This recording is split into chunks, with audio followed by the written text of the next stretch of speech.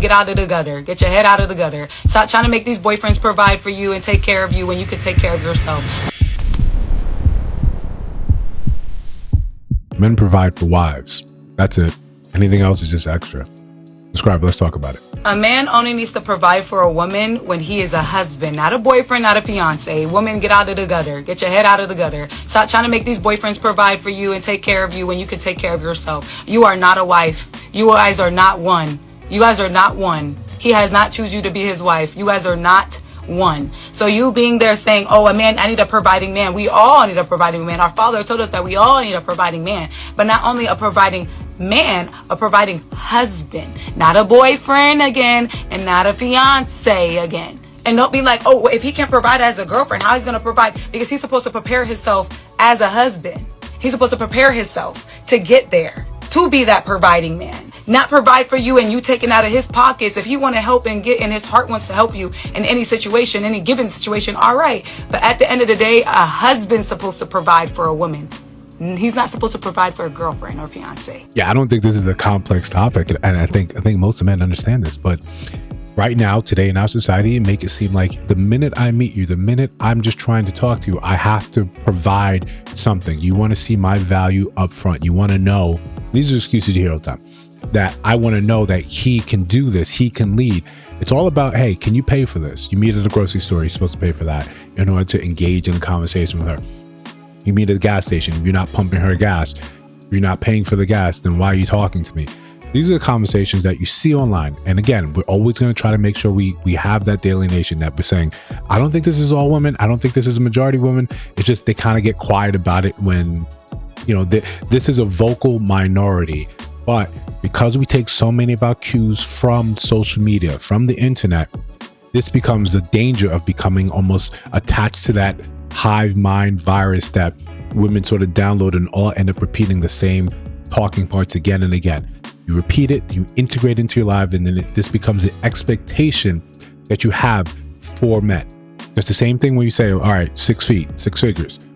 Some of you never really had these things, but it's now what you say that you want, because either you're in competition with every other woman around you, or you just don't really think for yourself or look at your own life circumstances and see, does this make sense?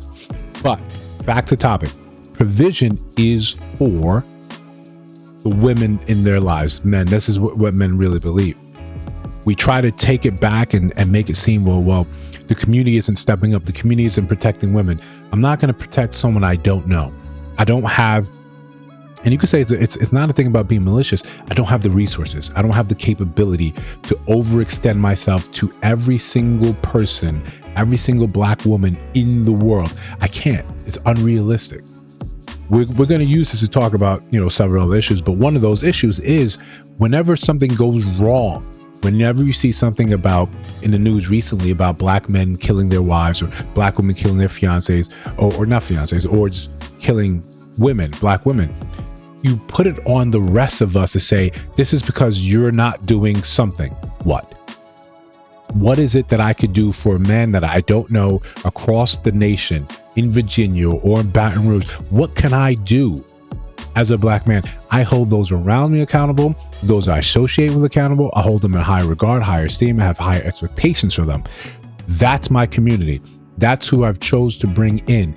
I'm not responsible for what happens elsewhere, i.e., I'm not responsible for protecting you from your own choices, from the other things that happen in your life.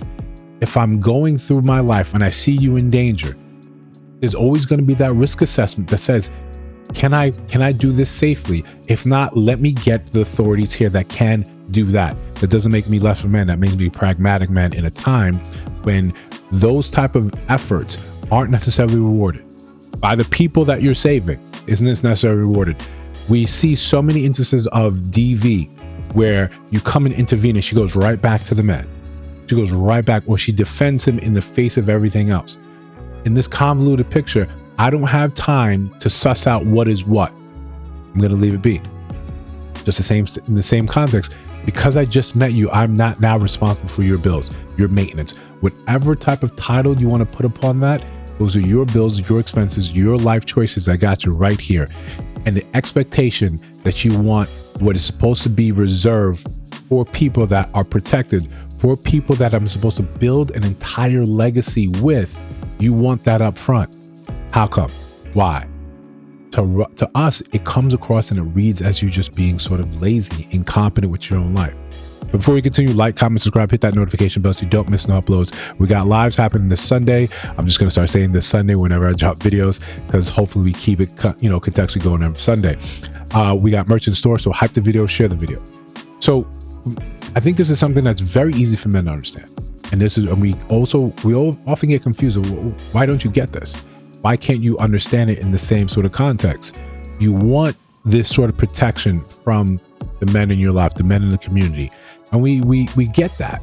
It would be great if we had this community sort of structure where everyone was sort of looking out for one another. But part of this protection, and the reason why it's reserved for people that we have integrated into our lives, is because we have the same understanding, the same set of goals, the same sort of values.